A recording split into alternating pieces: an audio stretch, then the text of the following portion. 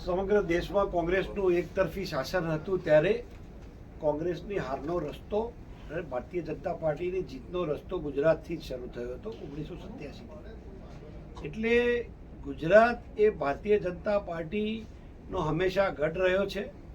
કોંગ્રેસના પતનનો રસ્તો પણ ગુજરાતથી જ શરૂ થયો હતો અને જે ગુજરાત જીતવાની વાત કરે છે ત્યાં અત્યારે માત્ર 12 ધારાસભ્યો છે 182 વિધાનસભા બેઠકમાંથી.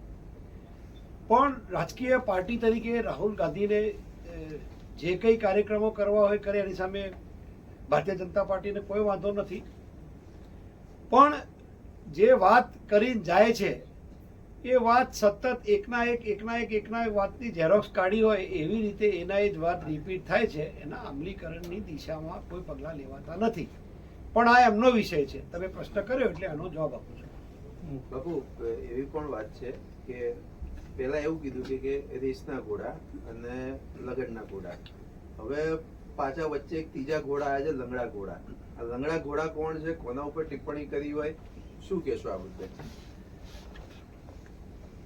સ્વર્ગસ્થ રાજીવ સાતવજી જ્યારે મહામંત્રી ઇન્ચાર્જ હતા, અત્યારે તો પરમ કૃપાળુ પરમાત્મા એમના આત્માને શાંતિ આપે, એમને અત્યારે એમનો ઉલ્લેખ કરવાની જરૂર નથી, પણ એ વાત કહીને ગયા હતા જ્યારે અહીંયા પ્રભારી હતા ગુજરાતમાં. ત્યારે એમને તો વળી ઘોડે ઓર ગધે કા ફર્ક ની વાત કરી હતી.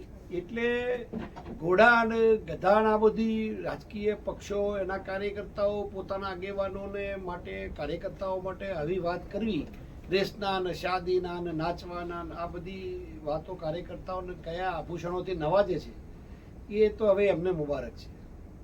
કોંગ્રેસના એક કાર્યકર્તાએ રાહુલ ગાંધીને સવાલ પૂછ્યો કે જ્યારે ઇલેક્શન આવે છે ત્યારે જ નેતાઓ જાગે છે, ત્યારબાદ કોઈ નેતા દેખાતા નથી.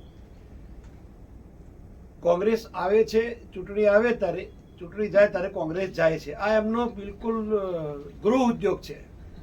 ચૂંટણી આવે એટલે ચૂંટણીના મેદાનમાં આવવાનું, ચૂંટણી આવે એટલે મેનેજમેન્ટ કોટા, ચૂંટણી આવે એટલે પેડ કોટા, ચૂંટણી આવે એટલે સેલ્ફ ફાઇનાન્સ કોટા. આ બધા કોટા ચૂંટણી વખતે આવી જાય છે. બાકી કાર્યકર્તાઓ, જે ગામડાની અંદર બેઠેલો દૂરનો જે કાર્યકર્તા છે, એ કાર્યકર્તાને ખાલી ખુશ રાખવાના આ પ્રયોજનો માત્ર છે. પણ ભારતીય જનતા પાર્ટી પોતાના કામમાં મક્કમ છે. ગમે તેટલા પ્રયત્નો કરે, ગુજરાતનો મતદાર ભારતીય જનતા પાર્ટીનો કાર્યકર મુસ્તાક છે અને પોતાના કામમાં ગમે તેટલી કોઈની શક્તિથી અંજાતો નથી. કારણ કે આસોપાલવની ઊંચાઈ જોઈ અને તુલસીનો છોડ ડિપ્રેશનમાં આવતો નથી. સમણીની ઝડપ જોયા પછી ચકલી